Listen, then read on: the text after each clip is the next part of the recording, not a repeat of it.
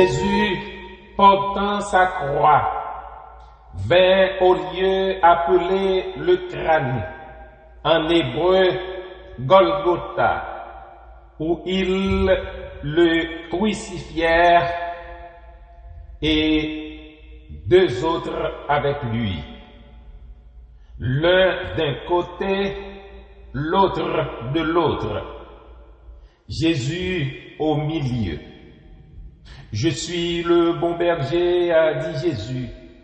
Le bon berger donne sa vie pour ses brebis. Christ apparut une seule fois pour anéantir le péché par son sang. Il s'est rendu obéissant jusqu'à la mort et même jusqu'à la mort sacrificielle de la croix. Il s'est donné lui-même pour nous afin de nous délivrer de toute iniquité, de nous purifier et de se former un peuple qui lui appartienne et qui soit zélé pour les bonnes œuvres. Amen. Que la grâce, la miséricorde et la paix vous soient données de la part de Dieu, notre Père, et de Jésus-Christ, notre Seigneur et Sauveur. Mes frères et sœurs en Christ, nous sommes réunis en ce jour autour de la croix de notre Seigneur et Sauveur Jésus-Christ pour célébrer avec toute l'Église le souvenir de ses souffrances et de sa mort. Pénétrons-nous d'une véritable tristesse selon Dieu et confessons nos péchés. Disons ensemble, ô Dieu, purifie nos lèvres afin qu'elles te louent et purifie nos cœurs, étant le sanctuaire convenable de ton esprit. Frères et sœurs bien-aimés, chers amis dans le Christ, chantons allègrement au cantique, source féconde, salut du monde. Le sang de Christ est répandu. Ce divin frère sur le calvaire est mort pour l'homme perdu. Oui, je puis croire, oui, je veux croire que Jésus-Christ est mort pour moi. Sa mort sanglante et triomphante me rend libre par la foi. Cantique écrit au numéro 305 du recueil des chants d'espérance, section française.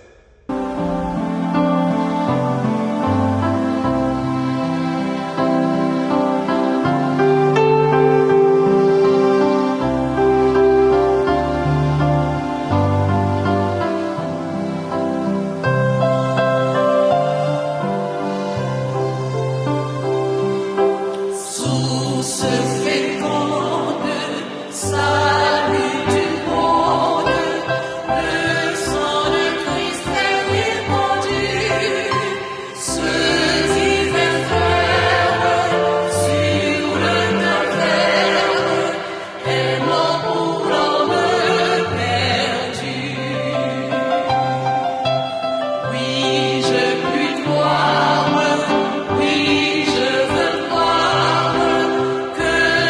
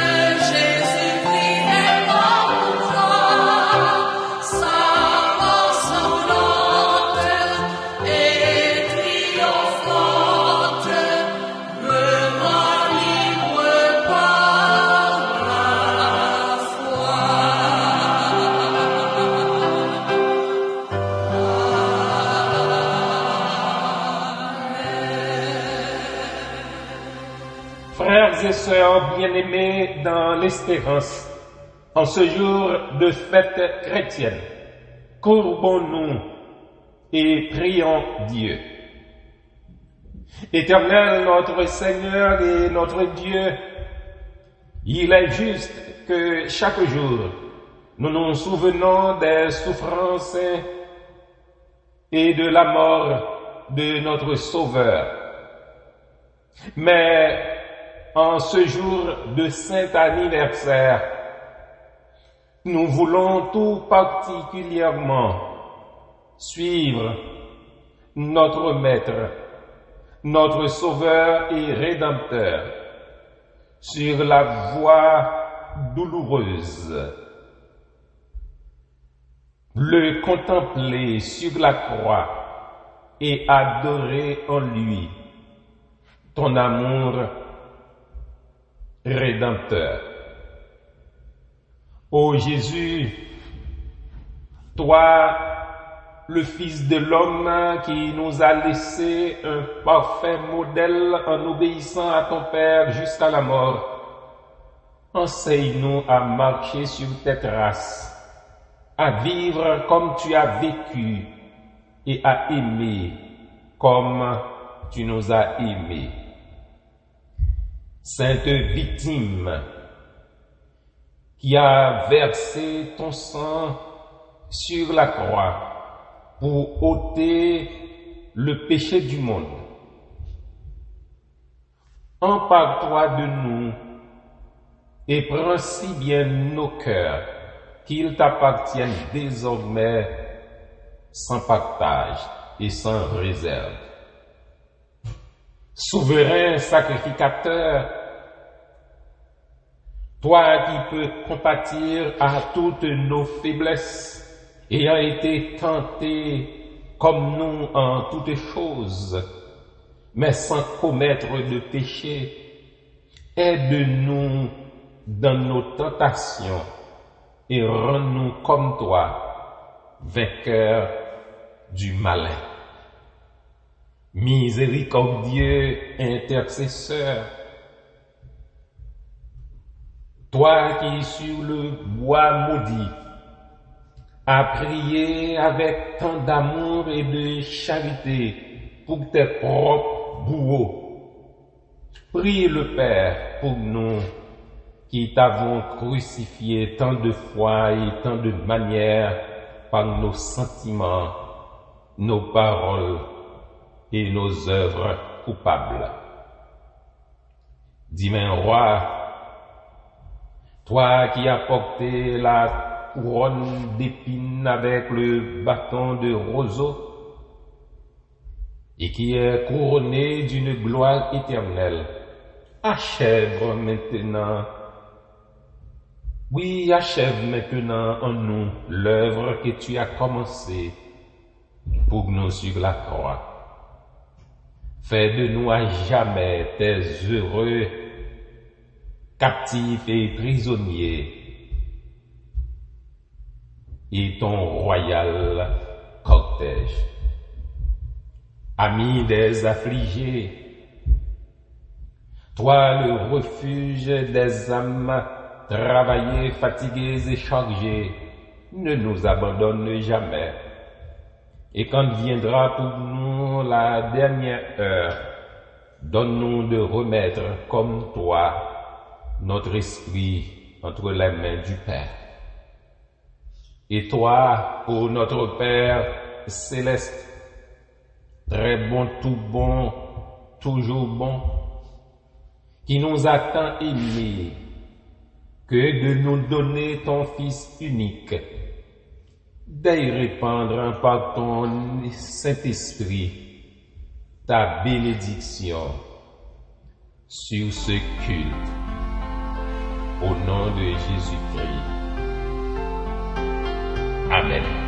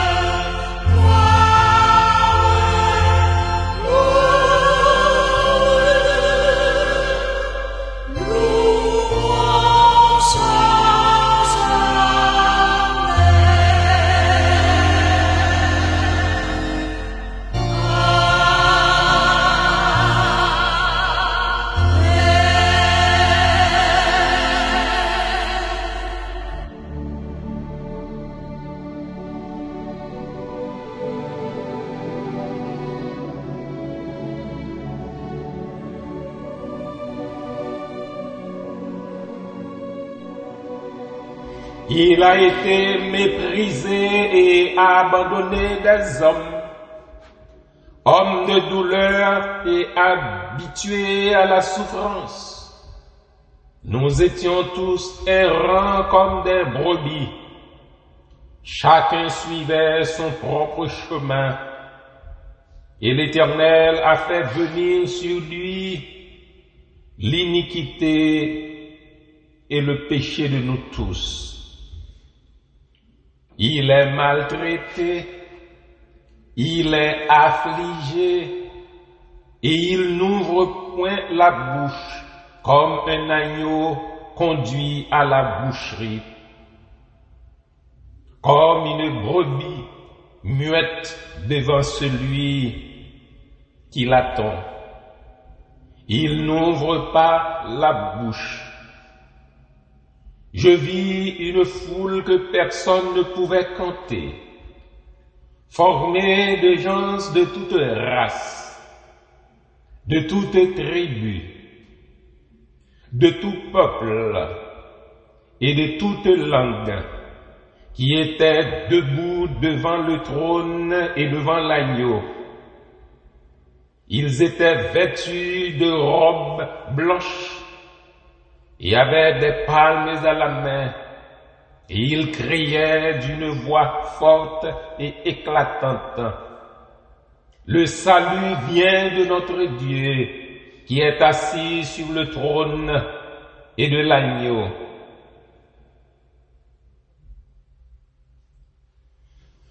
Mes frères et sœurs dans la foi,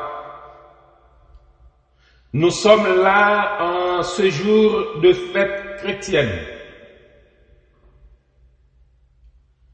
Nous nous groupons au pied de la croix de notre Seigneur Jésus-Christ pour célébrer le souvenir de ses souffrances et de sa mort.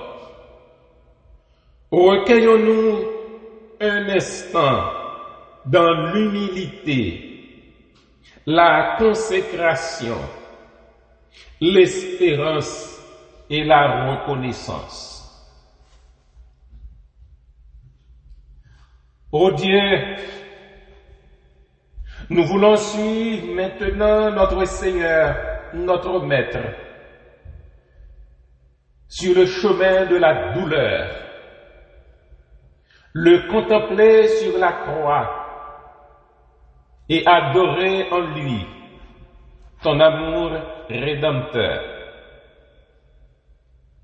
C'est pour nous que Jésus-Christ a souffert. C'est pour nous qu'il est mort. Ne permets pas, ô Dieu, que ce qu'il y a de plus sacré et de plus touchant dans l'Évangile nous soit présenté en vain. Fais que, portant nos regards sur celui qui a subi de la part des pécheurs une si grande opposition, nous prenions en horreur le péché pour marcher comme des rachetés en nouveauté de vie, dans la justice, la droiture, la sainteté et l'amour. Amen. Et maintenant, mes frères et sœurs, dans l'espérance, écoutons avec attention les récits et les détails de nos évangiles et suivons ainsi notre Seigneur Jésus-Christ sur la voie douloureuse,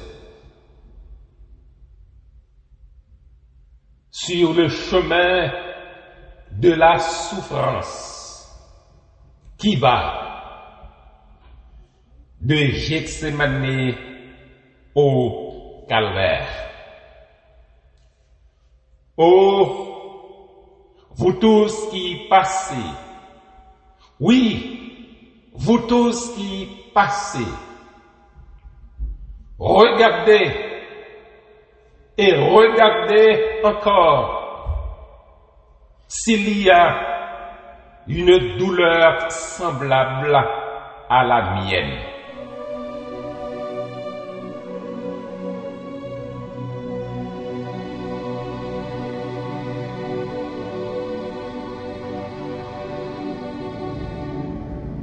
En Gethsémani.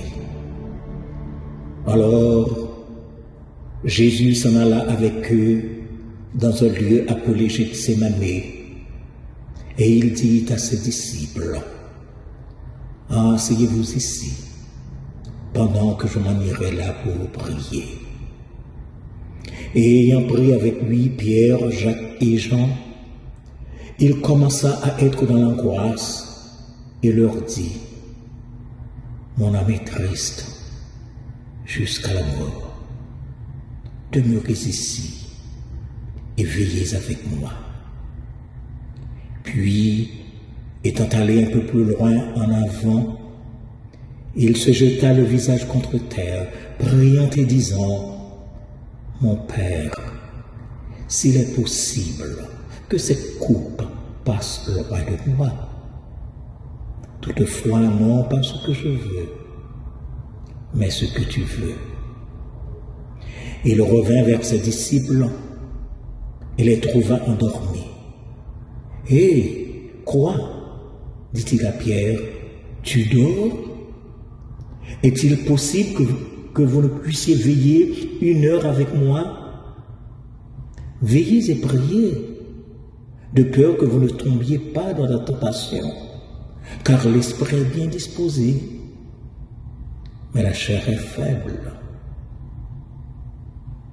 Il s'en alla encore pour la seconde fois et pria, disant, « Mon Père, s'il n'est pas possible que cette coupe passe loin de moi sans que je la boive, que ta volonté soit faite. » Et étant en agonie, il lui vint comme des gouttes de sang qui découlaient à terre.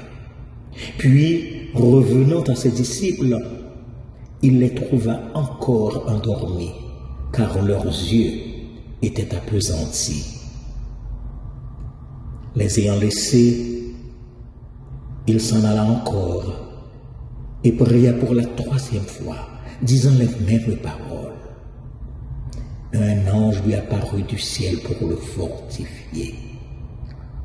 Alors, il retourna vers ses disciples et leur dit, « Vous dormez et vous vous reposez? Voici, l'heure est venue où le Fils de l'homme va être livré entre les mains des méchants. Allons, debout. Voici, celui qui me trahit s'approche. » Et comme il parlait encore, Judas, l'un des 12, apparut et avec lui une grande troupe armée d'épées et de bâtons. Celui qui le trahissait leur avait donné ce signal, « Celui que je baiserai, c'est lui, saisissez-le. » S'approchant de Jésus, il lui dit, « Maître, je te salue. » Et il le baisa. Jésus lui dit, « Mon ami, que viens-tu faire ici? Trahis-tu le Fils de l'homme par un baiser? »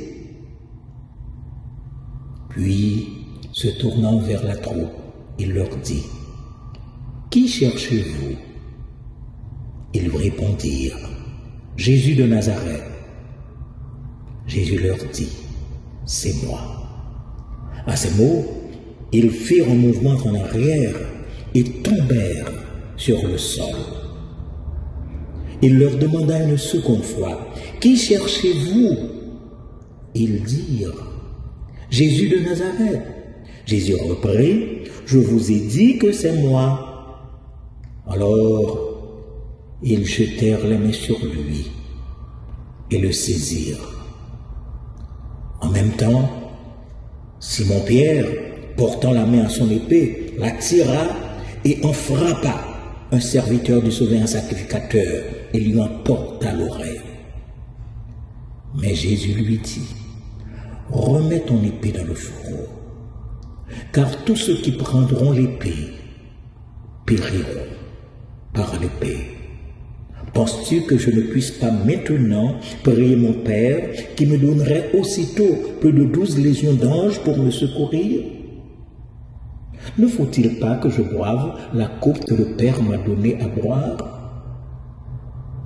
Et s'adressant à ceux qu'il avait saisis, il leur dit, pour vous emparer de moi, vous êtes venus avec des épées et des bâtons comme s'il s'agissait d'un brigand.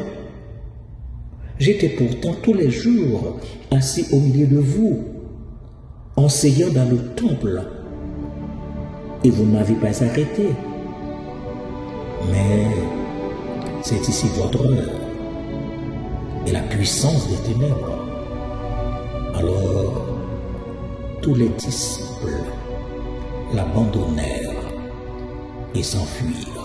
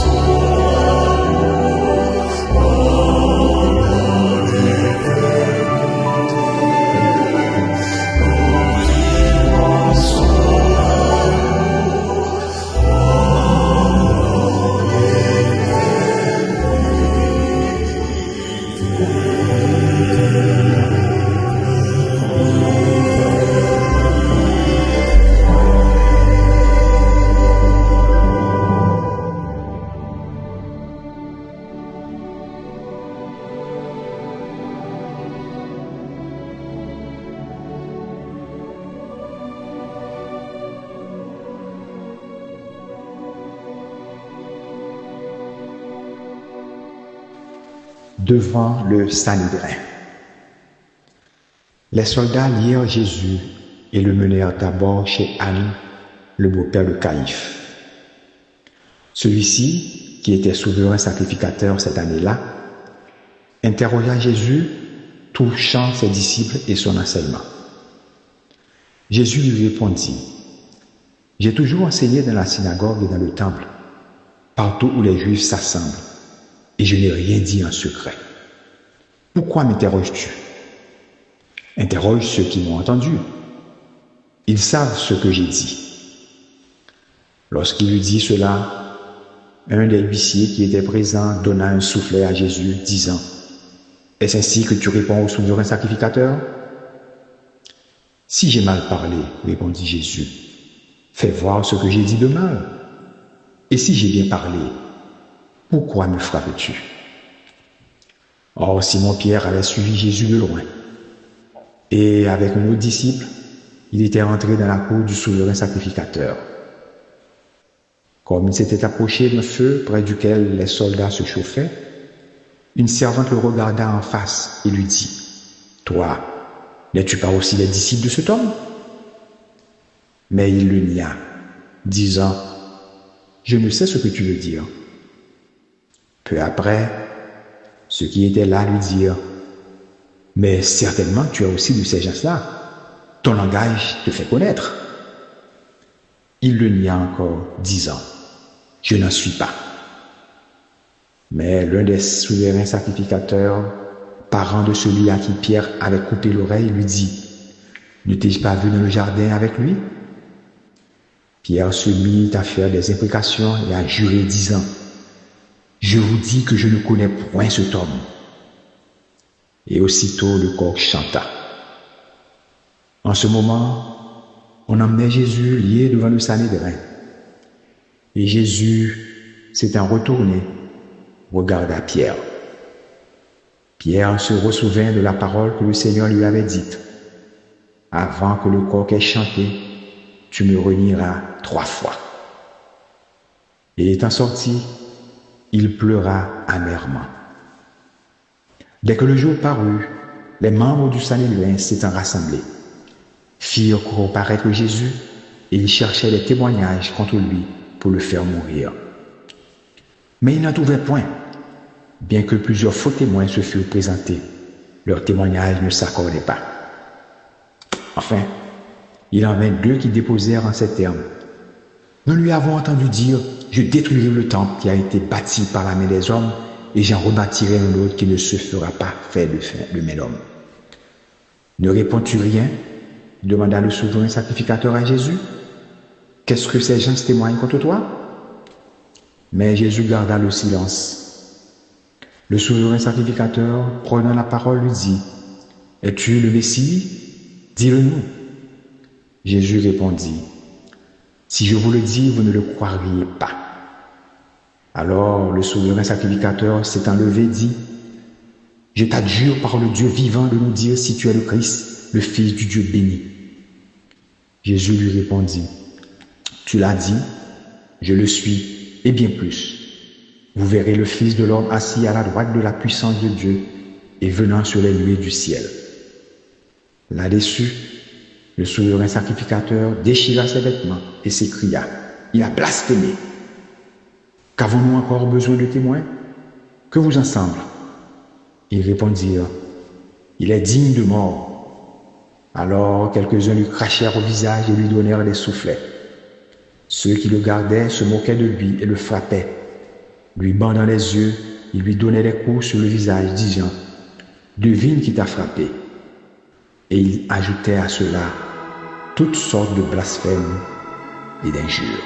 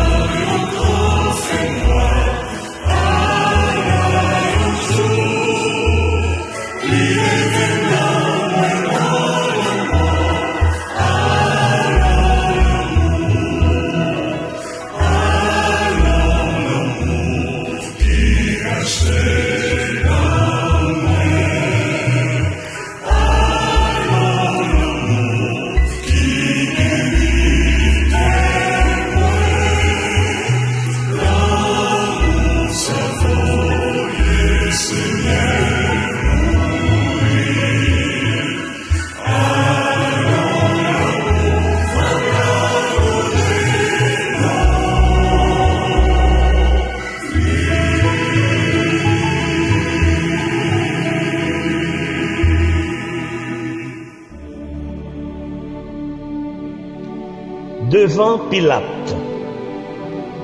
Après cela, toute l'assemblée s'est enlevée. Ils conduisirent Jésus devant le gouverneur Ponce Pilate. C'était le matin. Arrivés au prétoire, les sacrificateurs et les anciens n'y entrèrent pas, de peur de se souiller et de ne pas pouvoir manger la Pâque. Pilate donc sortit vers eux et leur dit: « Quelle accusation portez-vous contre cet homme ?» Ils lui répondirent: « Si cet homme n'était pas un malfaiteur, nous ne te l'aurions pas amené. » Pilate leur dit: « Prenez-le vous-même et jugez-le d'après votre loi. » Mais les Juifs lui répondirent: « Il ne nous est pas permis de faire mourir personne. » Puis, ils se mirent à accuser Jésus, disant: « Nous avons trouvé cet homme qui séduit le peuple, se disant le Messie, le roi, et défendant de payer le tribut à César. » Pilate lui dit: « N'entends-tu pas combien d'accusations il porte contre toi ?» Mais Jésus ne répondit rien. Pilate étant rentré dans le prétoire, fit venir Jésus et lui dit: « Es-tu le roi des Juifs ?» Jésus lui répondit: « Dis-tu cela de toi-même, ou bien d'autres te l'ont-ils dit de moi ?» Pilate répondit: « Suis-je juif, moi? Ta nation et les principaux de ton peuple t'ont livré à moi. Qu'as-tu fait? » Jésus répondit: « Mon royaume n'est pas de ce monde. Si mon royaume était de ce monde, mes serviteurs auraient combattu pour moi, afin que je ne fusse pas livré aux Juifs. Mais maintenant, mon royaume n'est pas d'ici-bas. » Alors, Pilate lui dit: « Tu es donc roi? » Jésus répondit: « Tu le dis, je suis roi. Je suis né pour cela. Je suis venu dans le monde pour rendre témoignage à la vérité. Quiconque est pour la vérité, écoute ma voix. » Pilate lui dit: « Qu'est-ce que la vérité? » Sur quoi il sortit et s'adressant aux Juifs, il leur dit: « Je ne trouve rien de coupable en cet homme. » Mais ils insistaient, disant: « Il soulève le peuple, enseignant par toute la Judée, ayant commencé par la Galilée. » À ce mot de Galilée, Pilate demanda si cet homme était galiléen. Apprenant qu'il était de la juridiction d'Hérode, gouverneur de la Galilée, lequel était alors à Jérusalem pour les fêtes, il le lui renvoya. Quand Hérode vit Jésus, il en eut une grande joie, car il avait beaucoup entendu parler de lui et depuis longtemps il désirait le voir, espérant qu'il ferait quelques miracles en sa présence. Il lui posa donc plusieurs questions, mais Jésus ne lui répondit rien. Quant aux sacrificateurs et aux scribes qui étaient là, ils l'accusaient avec violence. Alors, Hérode, entouré de ses courtisans, ne fit plus aucun cas de lui, et pour se moquer de lui, il l'affubla de manteaux éclatants, puis il le renvoya à Pilate. Depuis ce moment, Hérode et Pilate, jusqu'ici ennemis, devinrent amis.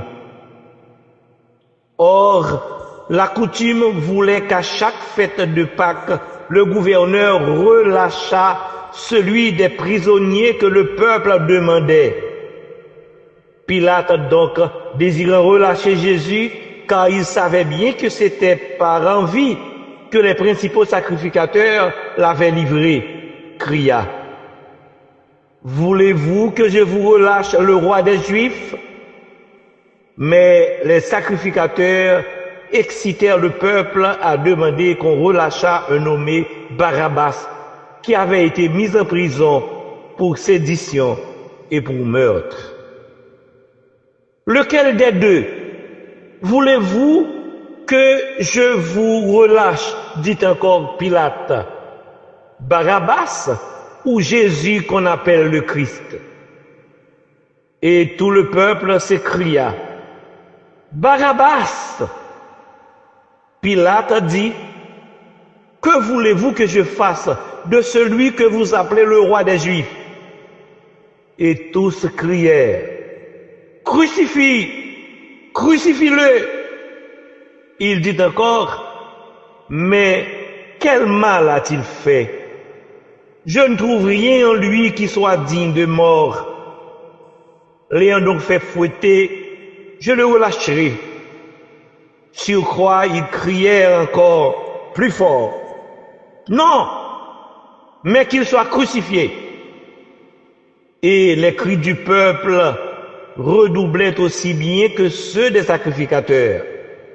Cependant, Pilate prit Jésus et lui fit subir la flagellation. Puis les soldats tressèrent une couronne d'épines et la lui mirent sur la tête. Ils le vêtirent d'un manteau de pourpre, lui mirent un roseau dans la main droite, et s'agenouillant devant lui, ils se moquaient en disant: nous te saluons, roi des Juifs. Ils crachaient aussi contre lui donnaient des soufflets, et prenant le roseau, ils lui frappaient la tête.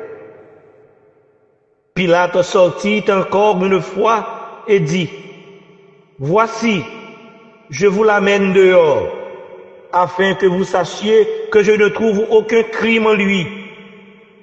Et Jésus parut, portant la couronne d'épines et le manteau d'écarlate. Pilate leur dit: voici l'homme. Mais quand les principaux sacrificateurs le virent, ils s'écrièrent: crucifie-le! Crucifie-le!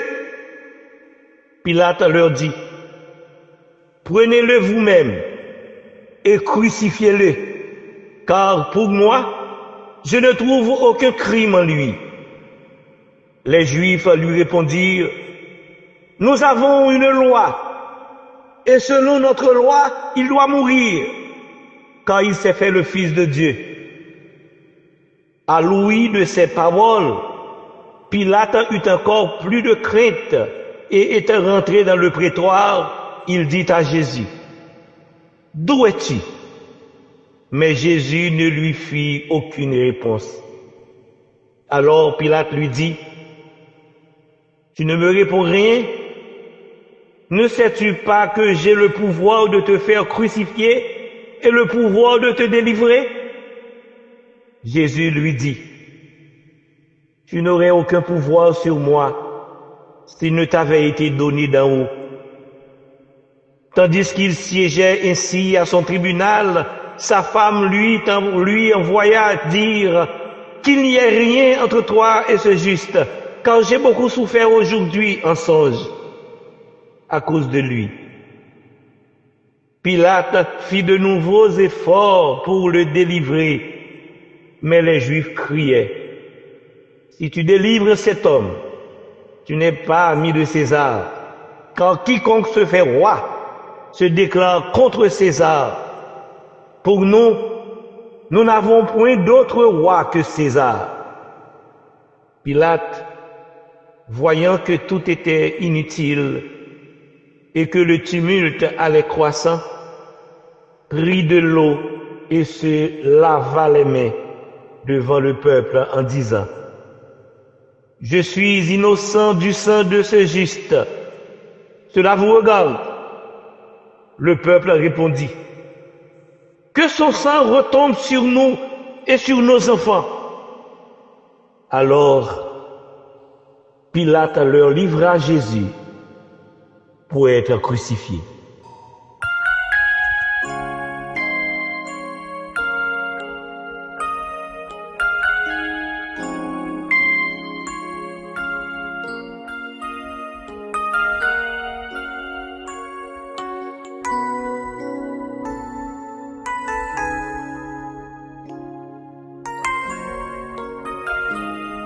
Sur le mont du Calvaire, il était une croix où Jésus souffrit tant de douleur. Oui, c'est là qu'il mourut sur cette fameux bois pour sauver le vil des pécheurs. Cette croix le sera toujours serreuse. Elle est gloire et victoire pour moi. Et par elle, en la maison de Père, la couronne est offerte à ma foi.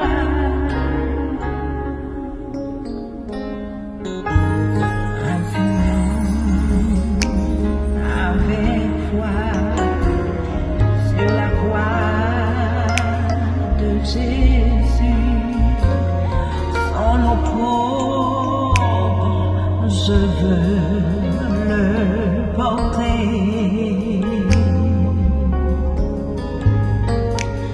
jusqu'au jour bienheureux où parmi les élus dans le siège pourrait l'exalter.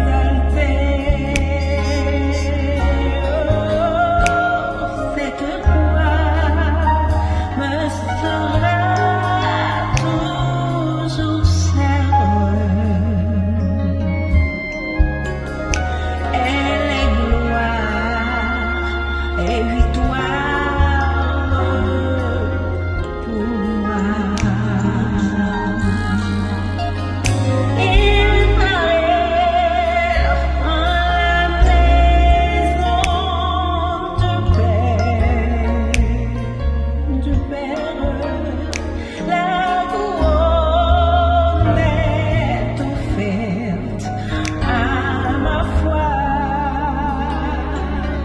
Oh, cette croix me sera toujours serve. Elle est gloire et victoire pour moi.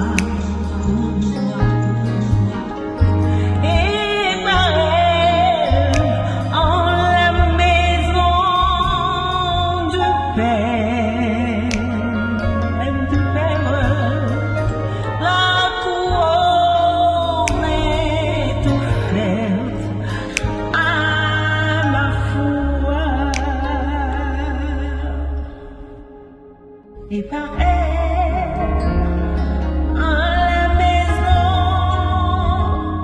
du Père, oui, du Père, la couronne est offerte à ma foi.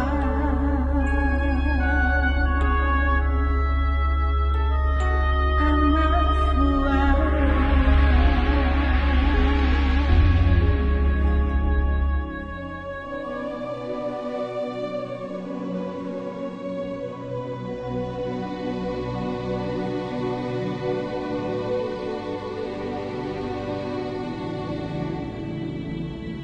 Au calvaire, les soldats du gouverneur, ayant pris Jésus, lui remirent ses vêtements et l'amenèrent. Jésus, portant lui-même sa croix, fut conduit hors de la ville. Comme il sortait, ils trouvèrent un homme de Cyrène, nommé Simon, qui revenait des champs, et ils le contraignirent à se charger de la croix pour la porter après Jésus. Or, une grande multitude de peuple le suivait, et surtout des femmes qui se frappaient la poitrine et qui se lamentaient. Jésus, se tournant vers elles, leur dit: Filles de Jérusalem, ne pleurez pas sur moi, mais pleurez sur vous et vos enfants. Car voici les jours viennent où l'on dira: heureuses les stériles et celles qui n'ont pas enfanté. Alors, on se mettra à dire aux montagnes: tombez sur nous, et aux coteaux: couvrez-nous. Car si le bois vert est ainsi traité, qu'arrivera-t-il au bois sec? On menait aussi 2 autres hommes qui étaient des malfaiteurs pour les faire mourir avec Jésus. Arrivés au lieu appelé le Calvaire, au Golgotha, c'est-à-dire la place du crâne, on présenta à Jésus du vin mêlé avec du fiel et de la myrrhe. Mais quand il en eut goûté, il n'en voulut point boire.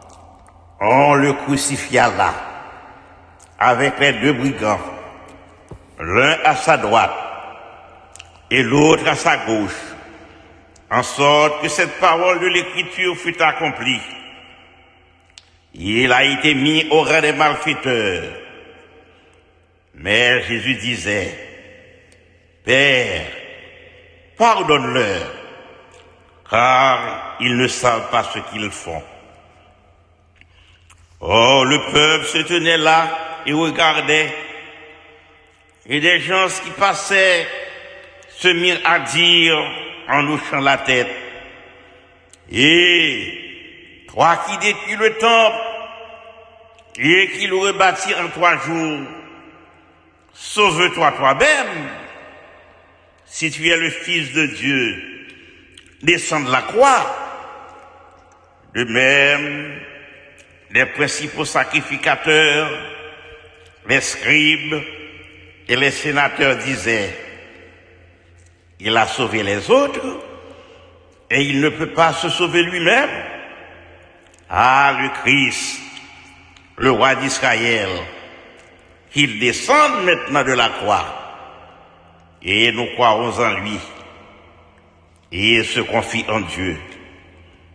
Que Dieu le délivre maintenant, s'il lui est agréable, car il a dit: Je suis le Fils de Dieu.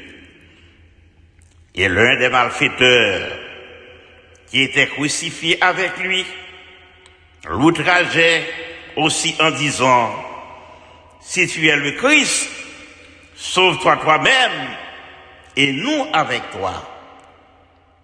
Mais son compagnon, le reprenant, lui dit: Ne crains-tu pas Dieu, toi qui souffres le même supplice?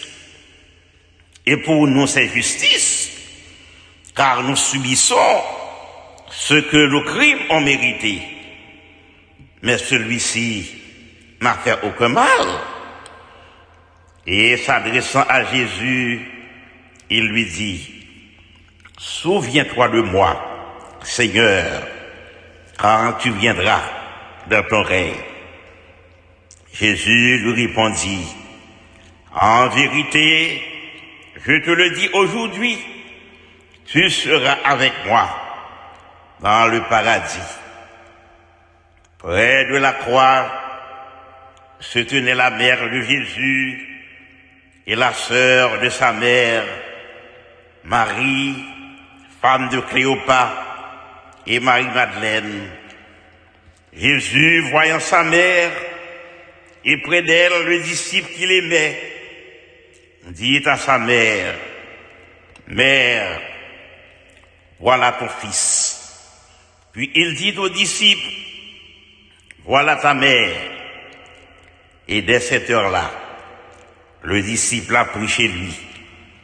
Or, depuis la 6e jusqu'à la 9e heure, il y eut des ténèbres sur tout le pays. Et vers la 9e heure, Jésus cria d'une voix forte, « Élie, Élie, lama sabachthani » c'est-à-dire, « Mon Dieu, pourquoi m'as-tu abandonné ?» Quelques-uns de ceux qui étaient présents, l'ayant entendu, disaient, « Voilà qu'il appelle Élie. » Après cela, Jésus dit, « J'ai soif. » Il y avait là un vase plein de vinaigre. Ils empirent donc le vinaigre, une éponge, et l'ayant fixé à une tire d'hysope, ils l'approchèrent de sa bouche. Quand Jésus eut pris le vinaigre, il dit, « Tout est accompli. » Puis jetant un grand cri, il dit, « Père, je remets mon esprit entre tes mains. » Et baissant la tête, il expira. Au même moment, le voile du temple se déchira en deux, depuis le haut jusqu'en bas. La terre trembla, les rochers se fendirent. Quand le centenier et ceux qui étaient avec lui pour garder Jésus eurent vu ce tremblement de terre, et ceux qui étaient arrivés, ils furent saisis d'une grande frayeur. Et le centenier s'écria, « Assurément, cet homme était le Fils de Dieu. » Et tout le peuple s'en retournait en frappant la poitrine.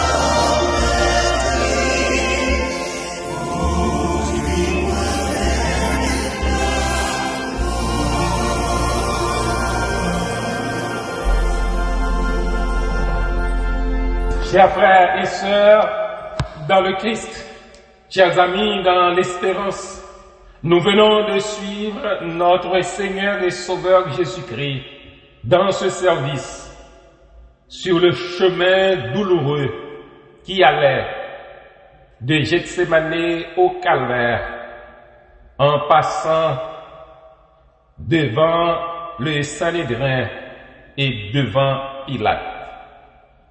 Nous bénissons le nom du Seigneur des miséricordes, qui nous a permis de réaliser ce culte liturgique du Vendredi Saint de manière virtuelle.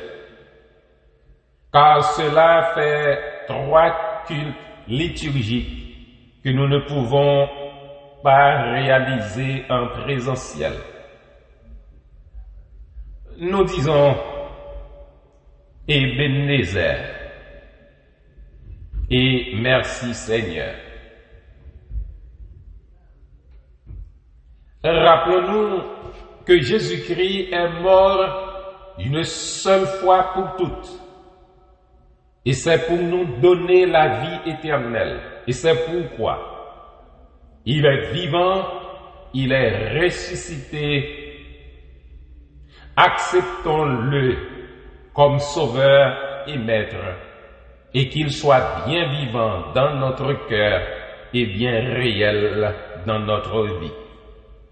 Que sert-il à un homme de gagner le monde s'il perd son âme? Aujourd'hui, c'est le jour du salut. Dieu, sans tenir compte des temps d'ignorance, annonce maintenant à tous les hommes en tout lieu qu'ils aient à se repentir, parce qu'il a fixé un jour où il jugera le monde selon la justice, la droiture par l'homme qu'il a désigné, savoir Jésus-Christ, ce dont il a donné à tous une preuve certaine en le ressuscitant des morts. Que le Seigneur vous soit toujours en aide. Et surtout, rappelons-nous que le temps est court pour accomplir la tâche. Le temps est court pour dépouiller notre âme.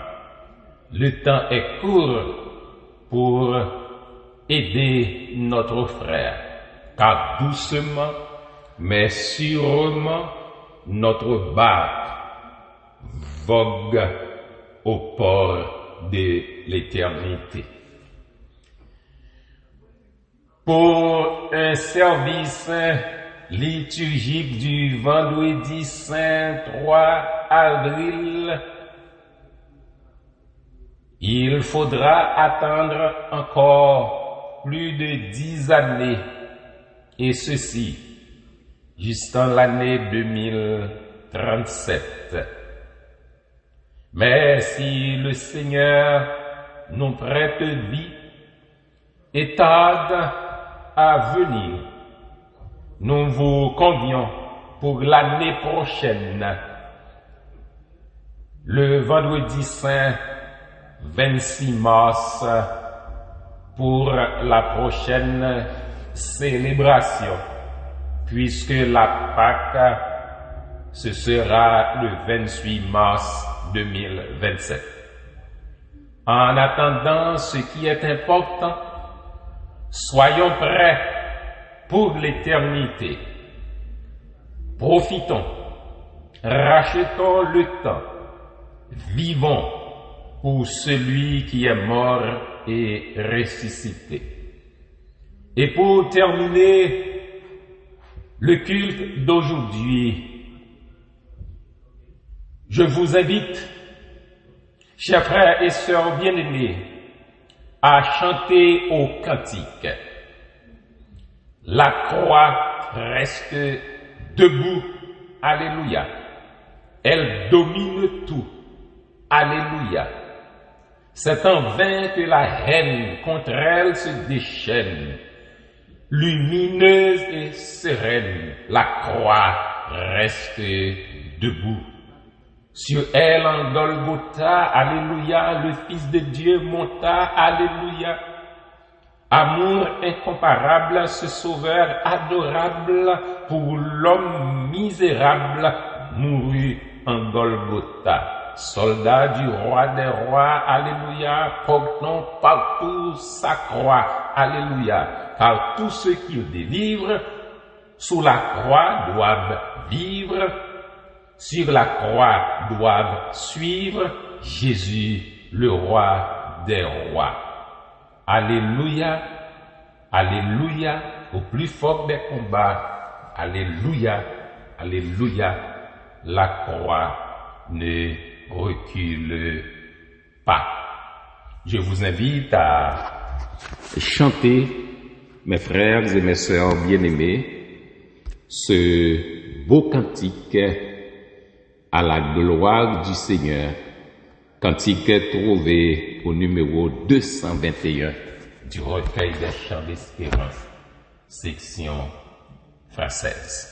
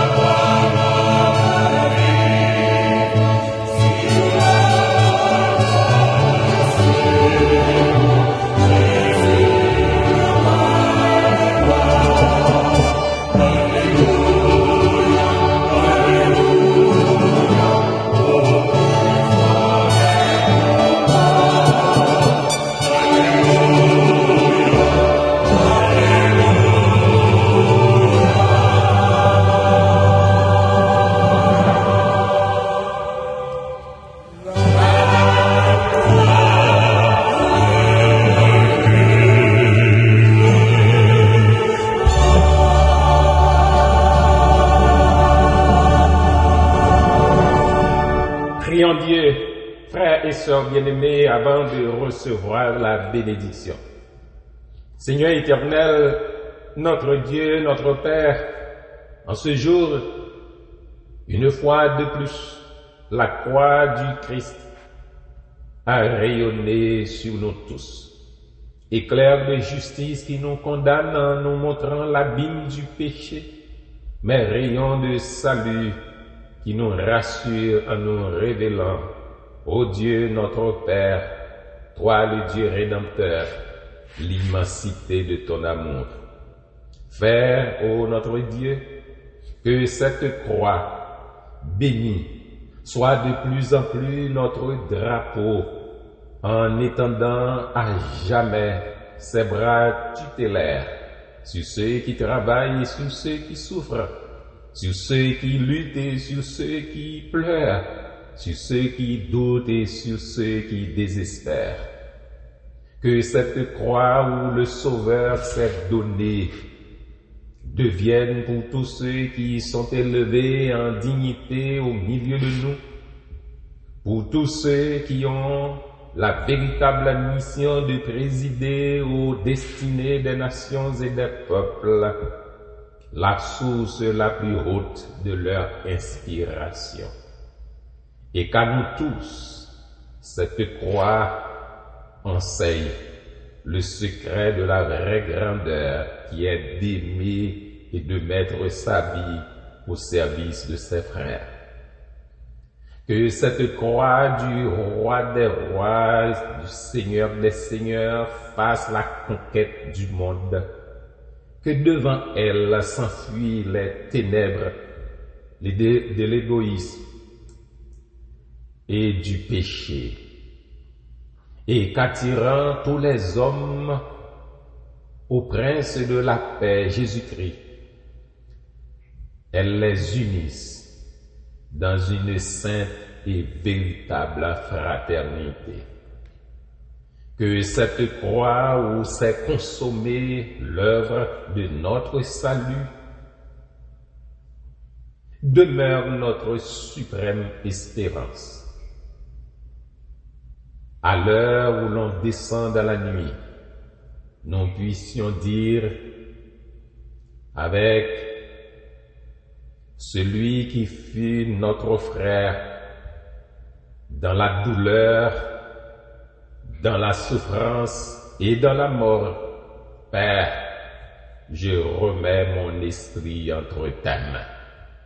Qu'ainsi, ô Dieu notre Père, très bon, tout bon et toujours bon, Jésus-Christ et Jésus-Christ crucifié, soit pour nous, comme pour l'apôtre Paul, la plus précieuse des sciences, celle qui donne la paix, la joie, l'espérance, l'amour et la vie. Amen. Et maintenant, nous recevons la bénédiction. À celui qui nous aime et qui nous a lavés de nos péchés par son sang, et qui a fait de nous un royaume des sacrificateurs pour Dieu son Père, à lui soit la gloire, la force, l'honneur, la louange, la puissance, la sagesse, la richesse, la majesté, la splendeur et l'immortalité au siècle des siècles. Amen.